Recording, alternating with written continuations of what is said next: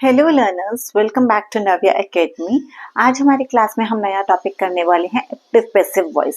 Active passive voice एक ऐसा topic है जो कि आपका ऑलमोस्ट 5th-6th क्लास से स्टार्ट होता है और ये अप टू 12th जाता है।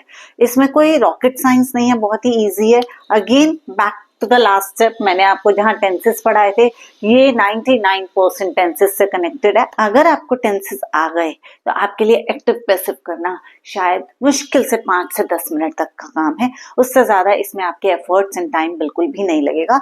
अब जैसे कि बोर्ड एग्जाम्स भी चल रहे हैं तो बोर्ड एग्जाम के लिए एक्टिव पैसिव का बहुत ज्यादा प्रोपोर्शन रहता है मार्किंग में। तो देखते हैं, स्टार्ट करते हैं हम आज का टॉपिक एक्टिव पैसिव वॉइस। अगर आप मेरी आज के वीडियो को शुरू के सिर्फ 2 मिनट भी देख लेंगे तो आपके लिए एक्टिव पैसिव ऑलमोस्ट 90% डन हो जाएगा। Let's start today's topic without wasting any time. Active passive voice, starting में मैं आपको इसका नाम का मतलब ही बता देती हूँ। एक्टिव का मतलब होता है जहां पे सब्जेक्ट जो होता है वो काम कर रहा है, सब्जेक्ट जो है वो काम कर रहा है, डूअर है। और पैसिव का मतलब होता है वो सेंटेंस जिसमें कि जो ऑब्जेक्ट है वो काम रिसीव कर रहा है, तो वो सब्जेक्ट का काम कर रहा है। मैं इसको थोड़ा और इजी वे में बताती हूँ कि यहाँ पैसिव सेंटेंसेस में जो सब्जेक्ट होता है वो काम रिसीव कर रहा है और एक्टिव में सब्जेक्ट काम कर रहा है। मतलब जो इंसान काम कर रहा है नॉर्मली वो एक्टिव सेंटेंस है, और जो सब्जेक्ट, जो चीज काम रिसीव कर रही है वो स्टार्टिंग में आ जाए तो वो हो जाती है पैसिव वॉइस। हिंदी में एक छोटा सा एग्जांपल लेकर के बताती हूँ एक्टिव पैसिव वॉइस का।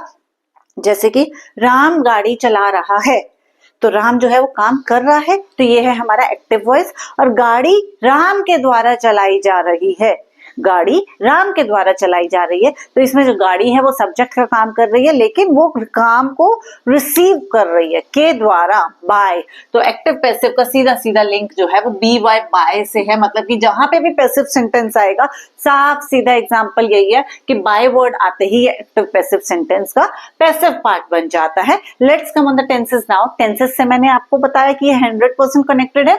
सबसे पहले आ जाते हैं सिंपल प्रेजेंट टेंस। हमें पता है सिंपल प्रेजेंट टेंस में वर्ब के साथ एस और एस लगता है, और यही जब लग जाता है सब्जेक्ट प्लस वर्ब के साथ एस और एस, ये पैसिव में जाते हुए इससे पहले इज आ जाता है। और जब भी पैसिव वॉइस आएगा एक बाय तो आएगा ही आएगा, साथ ही साथ वर्ब की थर्ड फॉर्म हमेशा रहेगी। क्या चेंजेस आते हैं वो मैं आपको बता रही हूँ।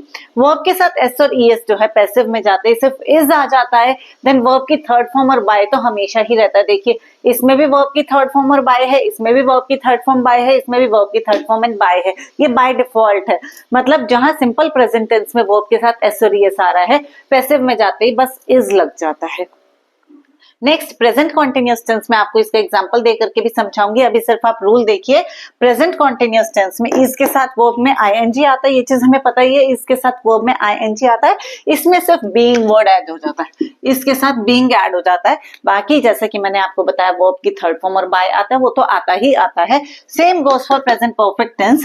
हैज और हैव प्लस वर्ब की थर्ड फॉर्म, यहाँ पे बस बीन आ जाता है, यहाँ पे सिर्फ बीन आ जाता है। हैज और have plus been plus verb की third form and bye.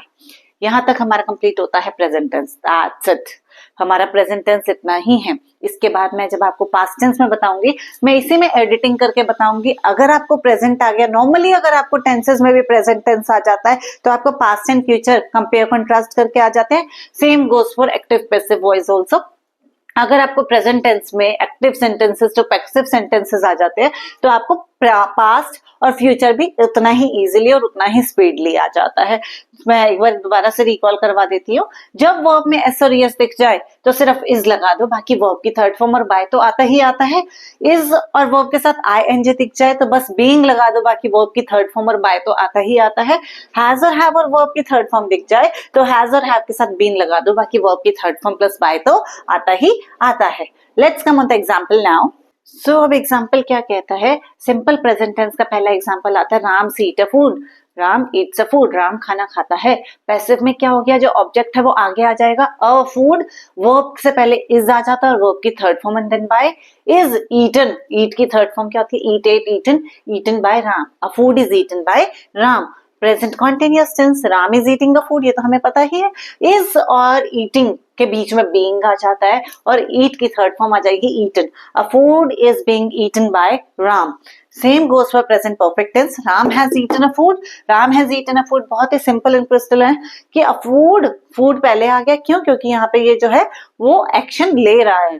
Food has के बाद आ जाता है बीन, हैज बीन वर्ब की third form by Ram, a food has been eaten by Ram. I hope आपको इसके एग्जांपल्स देख करके ये हमारा active to passive conversion of present tense बहुत इजीली और अच्छे तरीके से समझ आ गया होगा। इसके बाद आपको एक्टिव पैसिव वॉइस का कोई डाउट नहीं रह जाएगा। अभी मैं इसको आपका पास्ट टेंस पे बताऊंगी। जितना इजीली प्रेजेंट टेंस है उससे भी बहुत ज्यादा इजी पास्ट टेंस रहता है, क्योंकि अगर एक बार प्रेजेंट टेंस हमें समझ आ गया तो पास्ट एंड फ्यूचर करना कोई मुश्किल और बड़ी बात नहीं रह जाती है। Let's continue. Let's come on to the past part now. Simple past tense, past continuous tense and past perfect tense.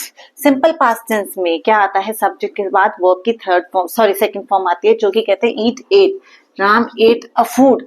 तो ये क्या हो जाएगा? A food, क्योंकि past tense है तो was eaten by राम। बस यहाँ पे आया was, क्यों? क्योंकि ये पास्ट टेंस है। पास्ट कॉन्टिन्यूअस में क्या आता है? Ram was eating a food, Ram was eating a food, ये पैसिव में जाकर के बन जाएगा a food was being eaten by Ram, a food was being eaten by Ram.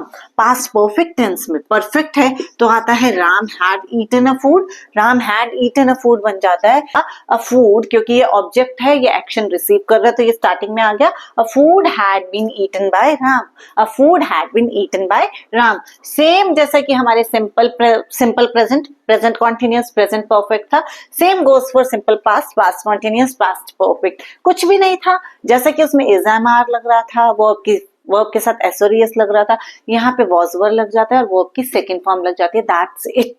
That's it. अब इसके बाद हम आ जाते हैं फ्यूचर टेंस। हमारा प्रेजेंट टेंस भी कवर हो गया, हमारा पास्ट टेंस भी कवर हो गया।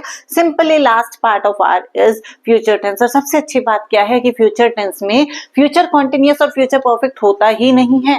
फ्यूचर कॉन्टिन्यूअस और फ्यूचर परफेक्ट वाला पार्ट है ही नहीं, अपने को सिर्फ एक ही पार्ट है। कौन सा पार्ट है? Simple future tense. इजी हो गया हमारे लिए एक्टिव पैसिव करना, कोई बड़ी बात नहीं रह गई है। मैंने आपको वीडियो की स्टार्टिंग में ही बताया था कि एक्टिव पैसिव जो हमारा टॉपिक है जितना इंपॉर्टेंट है उतना ही इजी है। तो अभी हम करते हैं simple future tense. Simple future tense में हमारा जैसे सेंटेंस बन गया, Ram will eat a food, Ram खाना खाएगा। बस सिंपली इसमें विल की जगह विल बी आ जाता है और वर्ब की थर्ड फॉर्म आ जाती है, देन बाय आ जाता है। A food will be eaten by Ram, a food will be eaten by Ram, that's it। इसके बाद फ्यूचर टेंस में और कोई भी पार्ट नहीं है, सिंपल फ्यूचर टेंस ही रहता है। उसके बाद फ्यूचर परफेक्ट, फ्यूचर कॉन्टिन्यूअस कुछ भी नहीं है। तो टोटल हमने जो प्रेजेंट टेंस के करे हैं एक्टिव पैसिव वाले वो हमने करे हैं 3, पास्ट टेंस के हमने अगेन करे हैं 3 और फ्यूचर किया है हमने 1। 3 + 3 + 1 is 7, जबकि हमारे पास टोटल टेंसेस हैं 12 में से सिर्फ 7 रह जाते हैं एक्टिव पैसिव वॉइस।